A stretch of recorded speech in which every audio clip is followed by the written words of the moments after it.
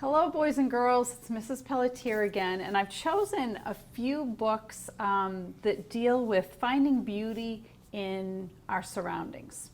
So this first book is called Last Stop on Market Street, and it's written by Matt de la Pena, and the pictures are by Christian Robinson.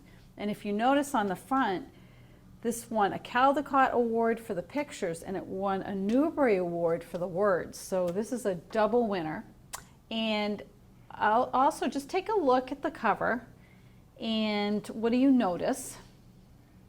See, there's a bus. And then this is CJ, and this is his grandmother.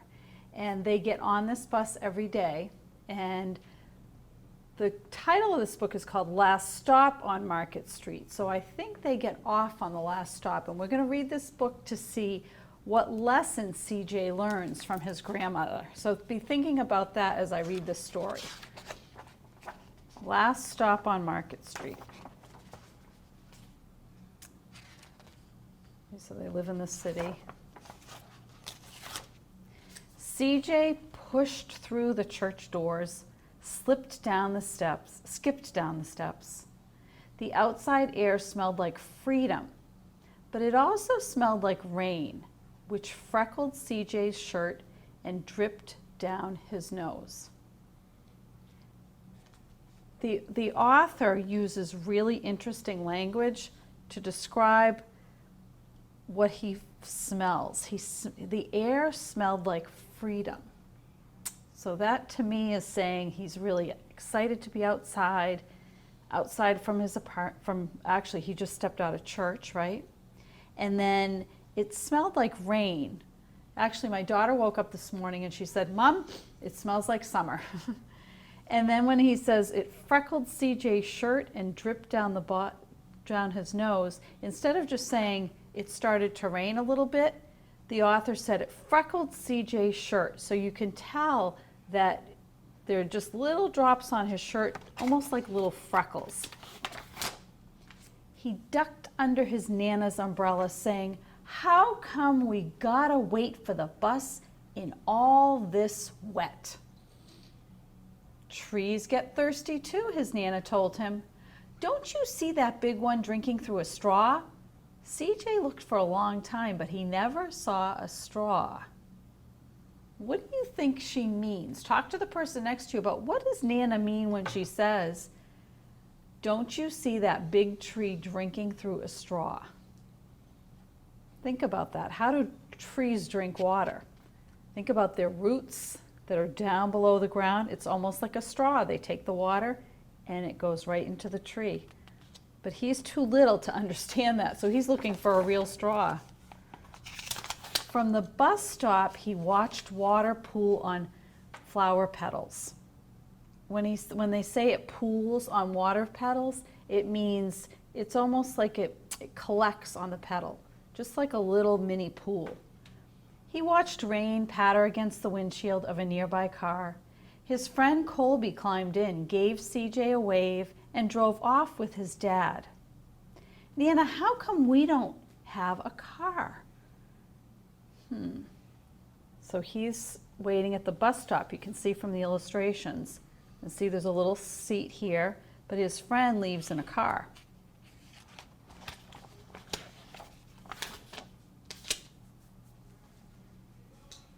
Boy, what do we need a car for? We got a bus that breathes fire. And old Mr. Dennis, who always has a trick for you. Mr. Dennis is the bus driver. The bus creaked to a stop in front of them. It sighed and it sagged, and the doors swung open. Have you ever heard a city bus do that? It kind of does. It makes these noises, almost like it's sighing and it's sagging when it comes to a stop. Like, needs to take a break. So they get onto the bus. So they don't have a car. They take the bus, the city bus, everywhere. Okay, so I want you to be thinking right now about how he feels about taking this bus. "What's that I see?" Mr. Dennis asked. He pulled a coin from behind CJ's ear, placed it in his palm. Nana laughed her deep laugh and pushed CJ along. So have you ever seen somebody do that? they say, "Oh, what's that?" And they pull a little coin out of your ear. It's almost like a little magic trick. They sat right up front. The man across the way was tuning a guitar. An old woman with curlers had butterflies in a jar. Nana gave everyone a great big smile and a good afternoon. She made sure CJ did the same. So she's very friendly with everyone, and she wants him to be too.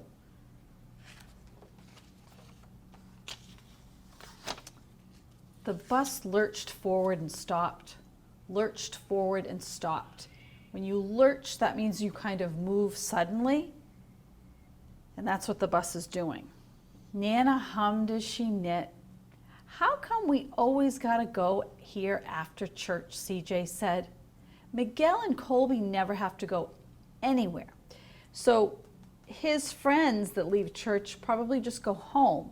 But we know now from reading this, every Sunday they get on the bus and they go someplace. We don't know where yet, but they go someplace. And he's not, what I'm thinking right now is he's not feeling too good about this. He's asking her all these questions.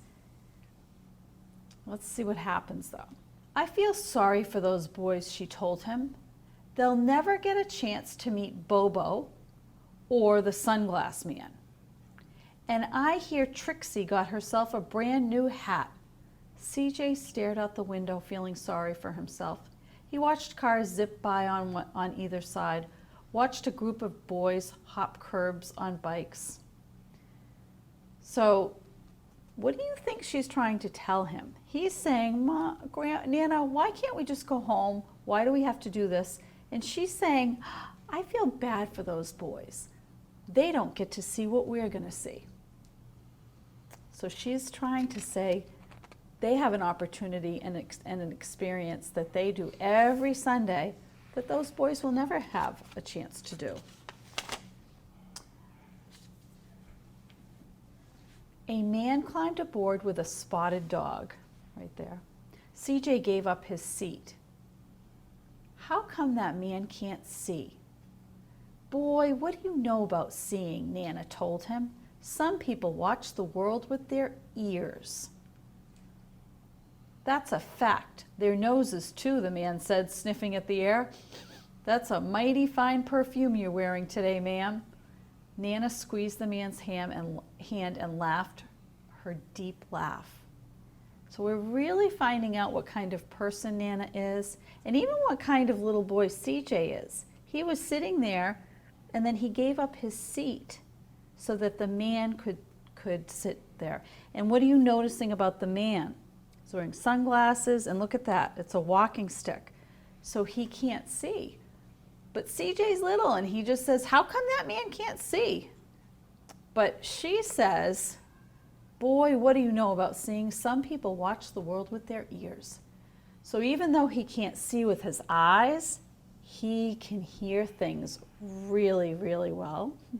And he can smell things, right? He uses his other senses to see the world around him, even though he can't really see with his eyes. Two older brothers got on next. CJ watched as they moved on by and stood back. "Sure wish I had one of those," he said. He's talking about this. They've got probably an iPod, or maybe it's a phone, and they're listening to the music. Nana set down her knitting. "What for? You got the real live thing sitting right across from you. Why don't you ask the man if he'll play us a song?" So again, look at what she's doing. She's trying to say, yeah, they have that thing where they can listen to music, but you have people sitting right across from you that are actually playing real instruments. Look at this. CJ didn't have to. The guitar player was already plucking strings and beginning to sing. "To feel the magic of music," the blind man whispered, "I like to close my eyes." Nana closed hers too. So did CJ and the spotted dog. So they closed their eyes while they listened to the music. And in the darkness, the rhythm played, the rhythm lifted CJ out of the bus busy city. He saw sunset colors swirling over crashing waves. He saw a family of hawks slicing through the sky. He saw the old woman's butterflies dancing free in the light of the moon. CJ's chest grew full and he was lost in the sound, and the sound gave him the feeling of magic. So see, he's listening to this music and now he's picturing himself lifting above the city out of the bus. And that's exactly what the blind man had told him. The song ended and CJ opened his eyes. Everyone on the bus clapped, even the boys in the back. Nana glanced at the coin in CJ's palm. CJ dropped it in the man's hat. So see, the man, a lot of times, I don't know if you've ever been outside in the city, sometimes people play music and they leave their hat there for money. Last stop on Market Street, Mr. Dennis called. Ooh, so this is the last stop on Market Street. And that's exactly what this book was called, Last Stop on Market Street. Let's see where they're going to go. CJ looked around as he stepped off the bus. Crumbling sidewalks and broken down doors, graffiti tagged windows and boarded up stores. See, they're all boarded up and there's graffiti. There's writing all over the buildings. He reached for his Nana's hand. How come it's always so dirty over here?